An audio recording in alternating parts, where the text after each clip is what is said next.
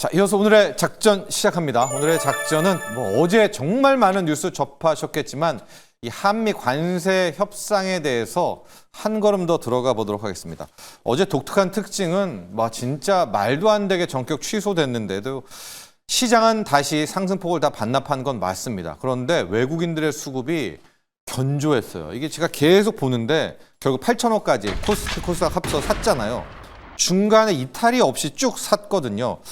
자, 이렇다면 뭘까? 외국인들이 파국이라기보다는 아직까지 한미 관세 협상에 해법은 있는 것 아닌가? 여기에 베팅했다라고 보면서 이야기를 풀어가 보도록 하겠습니다. 일단 어제 있었던 상황 좀 간략하게 정리를 해보면서 앞으로의 상황을 예측해 볼 텐데요. 2+2 협상 있을 거라고 어제 작전 시간에 얘기하고 한 1시간 반 만에 구윤철 경제부총리가 공항에서 출국을 못하고 되돌아왔습니다. 내용을 좀 보니까 1시간 전, 출국 1시간, 그러니까 공항에 갔겠죠, 이미. 취소한다라고 통보를 했는데 이게 심각한 외교 결례가요. 1시간 전에 취소했다라는 것도 말도 안 되는 건데 그럼 전화를 해야 되지 않겠습니까? 전화가 아니라 이메일을 보냈다라고 합니다. 근데 그 이메일에도 스캇베센트의 일정이 있어서라고 돼 있는데 무슨 일정인지를 이야기를 안 했다라고 하고요. 더 우리를 화나게 하고 이게 말도 안 된다고 느꼈던 건 그러면 그 이메일은 스캇베센트가 보내야 되지 않습니까? 그런데 이메일을 보낸 사람은 또 재무부의 이제 비서 쪽에 라인이 보냈다라고 해서 이게 뭐지라고 이제 굉장히 우리가 이제 당황을 했었던 건데요. 그럼 스캇베센트 재무장관의 일정이 뭐가 있는가? 없어요, 아직까지. 그나마 일정이 이제 오늘 이번 주말에 가게 되는 트럼프 대통령이 스코틀랜드를 방문을 하거든요. 이 스코틀랜드 방문에 따라가는 건가라는 이제 추측이 하나가 가능을 한데 이것도 확인이 안 됐습니다. 그런데 우리가 지금 굉장히 걱정했었던 게 이번 주말을 놓치고 나면 다음 주 월화에 28, 29일에는 어떤 일이 있느냐. 이 스캇베센트 재무장관하고 중국의 허리펑 국무원하고 이 스톡홀름에 날아갑니다. 이 스웨덴 스톡홀름에 가가지고 3차 미중 협상을 해요. 그러니까 월화에는 이 미국의 협상팀, 관세 협상팀이 완전히 중국의 총력전을 기울이게 되는 겁니다. 근데 그렇게 되면 우리에게 남은 시간은 30일, 31일 이틀밖에 없잖아요. 다음 주 이 수목. 그러면은 8월 1일은 시작인데 아무래도 이틀간에 뭔가를 결정짓기는 좀 어렵지 않겠습니까? 물론 이제 이런 해석들도 있더라고요. 하워드 러트닉에게 아예 트럼프가 너가 알아서 해 권한을 이임한다든가 USTR 대표 제이미슨 그리어에게 너가 해. 이제 그래서 우리가 수목에 7월 30일, 31일 날 도장을 찍는다라는 썰도 있지만 트럼프의 성격상 그렇지는 않을 것 같거든요. 이번에 일본과의 협상도 보면 그 재무상을 끌어온 거잖아요. 그때 과정을 제가 잠깐 설명드리면 그 스캇베센트 제이미슨 그리어 일본 재무상이 이야기를 막 하다가 갑자기 그 스캇베센트가 재무상 손을 잡고 이 집무실로 들어간 겁니다. 그래서 트럼프 대통령과 독대를 하다가 이제 2천억 달러, 3천억 달러 깎아주면서 4천억 달러, 5천억 달러 기자회견할 때 500억 달러 더 붙여서 5,500억 달러가 이제 된 이런 거기 때문에 권한이임으로 우리와의 협상 타결될 것 같지는 않다. 그렇다면 최악의 경우에는 8월 1일을 넘어갈 것이고 상호관세 25%를 일단은 초반부에는 맞을 것도 각오해야 되지 않느냐 이제 이런 생각을 가질 수 있을 것 같고요. 만약에 이렇게 되면 하고 또 이게 이대로만 간다면 한국 경제 성장률 자체도 제로 성장률로 떨어진다는 보고서 많이 나와 있고 K 자동차만 놓고 봐도 피해액이 연간 10조씩 맞게 된다라고 합니다. 어제 현대차 발표 때 이미 거의 20% 가까이 이제 영업이 급감한 걸 알 수 있지 않겠습니까? 그런데 우리가 볼 부분은 그럼 여러분들 이런 생각 가능하죠. 8월 2일 날 우리 안 되겠네. 그러면 증시 떨어지겠네. 브라질처럼. 그럼 곧버스 사야 되겠네. 이런 대응을 혹시 하실까 봐 말씀을 드린 건데 외국인이 8천억 순매수를 이어갔다라고 하지 않았었습니까? 그렇다면 뭔가 희망의 실마리를 외국인들도 보고 있다라고 해서 그럼 어떻게 타결이 될 수 있을까에 대한 시뮬레이션을 좀 해보도록 할 텐데요. 가장 먼저 이제 우리가 미국에게 제한된 액수가 100억 달러에서 시작을 됐었습니다. 하고 우리는 100억 달러를 투자를 하겠다. 그 대신 쌀과 소고기는 개방 못하겠다라고 이제 이야기를 했고요.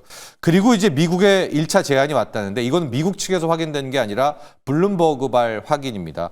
미국이 4천억 달러를 해라. 그러니까 100억 달러와 4천억 달러 말이 안 되잖아요. 거의 500조인데 그러면서 비관세 장벽 풀어라, 쌀, 쇠고기는 무조건 열어라고 이야기를 했다라고 하니까 우리가 너무나 큰 걸 요구를 받은 거 아닙니까? 4천억 달러. 그래서 정부에서 이제 부랴부랴 우리 정부의 예산은 없으니까 대기업들을 소집을 SOS를 했어요. 그래서 어제는 이재용 회장과 만찬이 있었고 이제 추가적으로 아마 이제 재벌들, 이 대기업들과에게 투자를 받게 될 것 같은데 한국은 현재 이 민간 대기업들, 재벌들로부터 한 1,000억 달러를 모을 생각입니다. 그래서 1,000억 달러를 우리는 대미 투자를 하겠다. 근데 이 제안을 아마 던진 것 같은데도 지금 캔슬을 해버린 거 아니에요? 스캇 베센트가 묵묵부답. 그럼 미국은 역시 최초의 그 블룸버그 보도에 나온 4천억 달러를 고수할 것 같은데 이 4천억 달러는 좀 우리에게는 현실 불가능한 숫자입니다. 일본이 5,500억 달러였잖아요. 이게 일본 GDP의 한 14% 정도 되는 액수거든요. 우리 한국의 GDP의 14%를 그대로 이제 기계적으로 해보면 한 2,500억 달러 정도가 글쎄요, 이게 누울 자리를 보고 발을 뻗는 것 아니겠습니까? 그러니까 우리가 마지막으로 미국을 설득할 수 있는 게 2,500억 달러라고 하면 이 액수는 맞출 수 있을까? 저는 맞출 수 있다고 보고 있거든요. 이제 이게 투자 펀드 방식인데 이번도 일본도 그 5,500억 달러 뭐 세부적으로는 공개가 안 됐지만 그 진짜 실제 투자뿐만이 아니라 일본도 투자 펀드를 조성을 한 겁니다. 일본의 국립은행이라든가 이런 공사들이 보증을 서가지고 일단 펀드를 만들어 놓고 미국이 원할 때 미국과 일본이 이거 오케이. 그럼 이제 돈이 나가고 이런 펀드 방식이기 때문에 저는 우리도 아마 산업은행이라든가 무역보험공사 등을 출동을 시켜가지고 이 한미에 그러니까 미국 투자 펀드 쪽을 조성을 하게 된다면 저는 한 1,000억 달러 정도를 이제 제안을 할 수 있지 않을까 이렇게 보고 있습니다. 그래 놓고 이제 뭐 미국의 필요에 따라서 집행을 하세요. 이렇게 이제 계산을 할 수가 있을 텐데 우리가 그동안에 미국에 대한 투자를 안 한 거 아니거든요. 트럼프 이후에는 3월에 현대차 그룹이 210억 달러를 투자를 했었고요.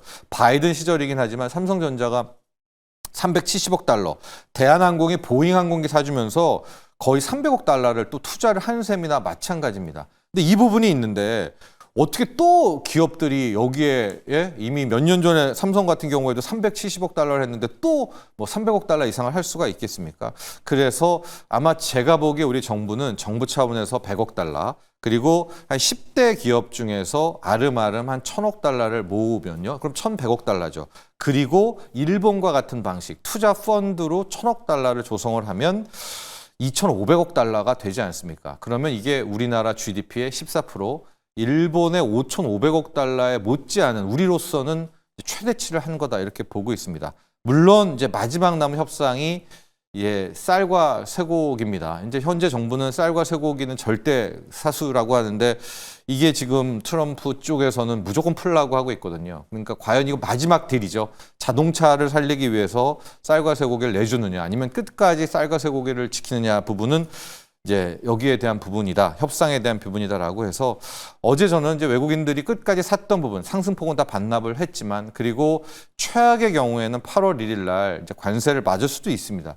그렇지만 그게 단기 하락이라는 일시적인 조정이 있지만 이걸 가지고 막 추세적인 무너짐 이런 거 부분은 저는 실질적으로 환율이 다시 1,400원으로 뛴다든가 외국인들이 완전히 또 이탈을 한다든가가 아니라면 조금 더 8월 1일 이후에까지도 우리가 지속을 해야 된다라고 봐서 이 시점에서 막 곧버스를 산다든가 숏을 친다든가 차라리 차익 실현 돈을 빼는 게 맞지 하방 베팅은 조금만 더 생각을 해보는 게 맞지 않나 이제 이런 생각을 좀 갖고 있고요. 그러나 예외가 있습니다. 이 신호가 나오면 시장은 꽤 크게 하락할 수가 있고 그때는 숏배팅이 맞다라고 하는 이제 두 가지가 있는데요. 하나는 뭐냐면 끝까지 트럼프 측에서 4천억 달러를 포기를 안 하는 겁니다. 우리가 모아서 2,500억 달러를 정말 우리에게도 300조면 뭐 대단한 거잖아요. 얘기를 했는데도 끝까지 너네는 4천억 달러, 500조 이상은 투자해야 된다라고 한다면 이건 답이 없죠. 이렇게 되면 상당히 치명타를 받을 수가 있는 거고 두 번째, 이게 좀 많이들 걱정하는 분들도 계시는 것 같은데 우린 지금 25%를 예상하고 있잖아요. 8월 1일 날 협상이 안 돼도. 근데 마치 브라질처럼 브라질은 50%를 맞았잖아요. 이 징벌적 관세를 때린다면 가령 25가 아니라 너네는 협상 타결을 못했으니까 30%야 라는 25 이상의 관세, 즉 징벌적 관세를 트럼프 행정부가 이야기를 한다면 이건 좀 다른 국면입니다. 이거는 경제적인 해법이 아니라 정치적인 뭔가의 해법을 요구하는 거기 때문에 이 두 가지 신호.